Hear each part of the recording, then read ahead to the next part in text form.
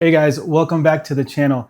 Today's video is going to be this amazing, I'm going to show you the process of how I was able to print this amazing Space Viking proxy here. Look at the detail on the cloak, look at the runes on the hammer, the teeth on the pauldron.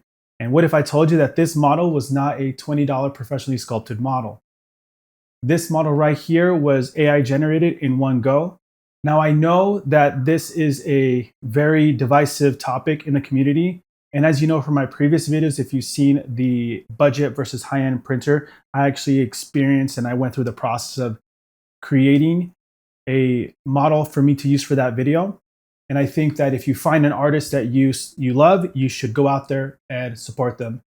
Something else that I've kind of been noticing though on there is this rise in $20 to $25 prices for single STL files.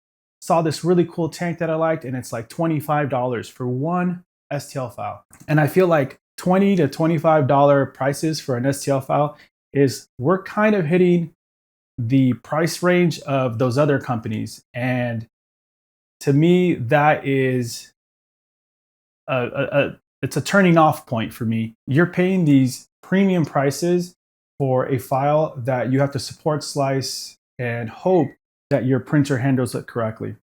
So I started looking, and I have been, as my previous videos would show you, even though I've used alternative websites like this in the past, I do want to say that this video is specifically sponsored by Hi3D, and I used their generation tool to create these amazing miniatures that you see in front of you.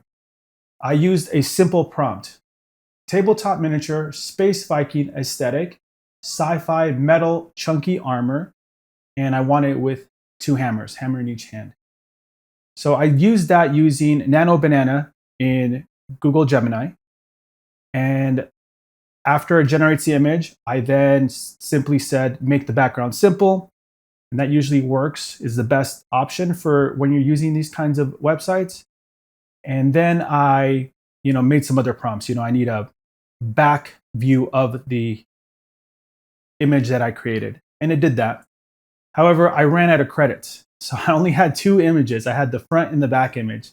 So I took those over to the Hi3D website, and I put my two images in there. But then I realized, I saw that it has the option to generate multi-views. So I clicked one button, and it generated, using the Nano Banana, I guess it's tied to the website, using that, it generated all the different angles that I needed. It will generate images if you don't do this option, but using this ensures a better generation.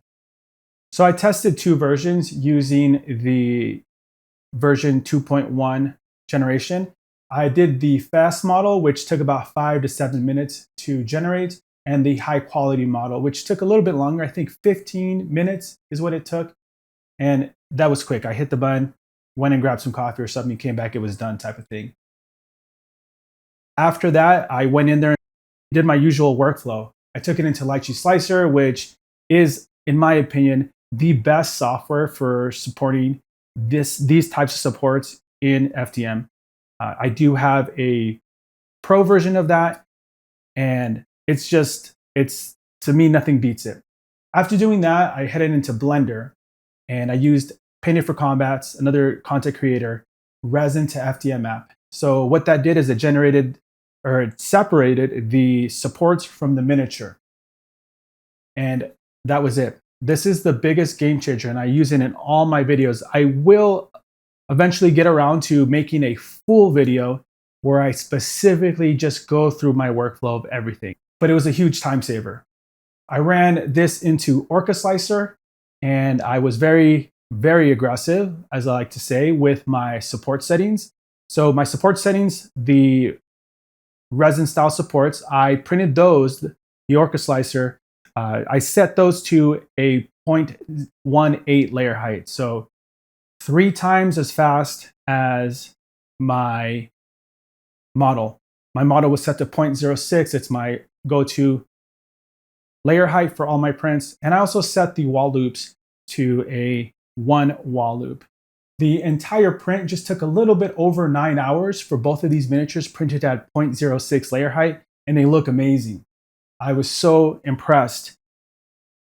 Now, my filament of choice here is, of course, the Creality Hyper series, the fast PLA here. It's kind of what I've been using. I've used, as you know, in my previous videos, the Sunlu. I've used regular, basic Ender PLA.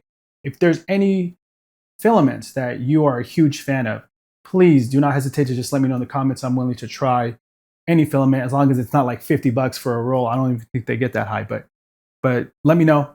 I'm willing to try. And part of the fun of this hobby is dialing in new settings and fixing problems that you come across. So I'm always open to suggestions. Let me know in the comments for that.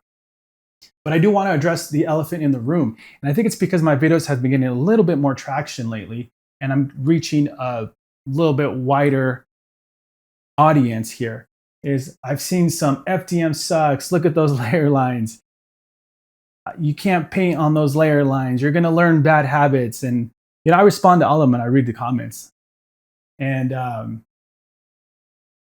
I just think it's funny. I honestly, for someone to go out of their way and tell you that the way you're doing your hobby isn't good or isn't the right way, that's something that I've been talking about since I started this channel. It's one of the reasons why I started doing this YouTube, is just to share my YouTube journey with you guys.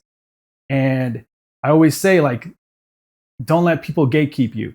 And it's not to say that resin printing is bad. It's just not for me. And it might not be for a lot of people out there that want to get into the tabletop hobby, or, you know, they don't want to pay $20 to $30 for an STL file when you can use other tools like the Hi3D to generate those things.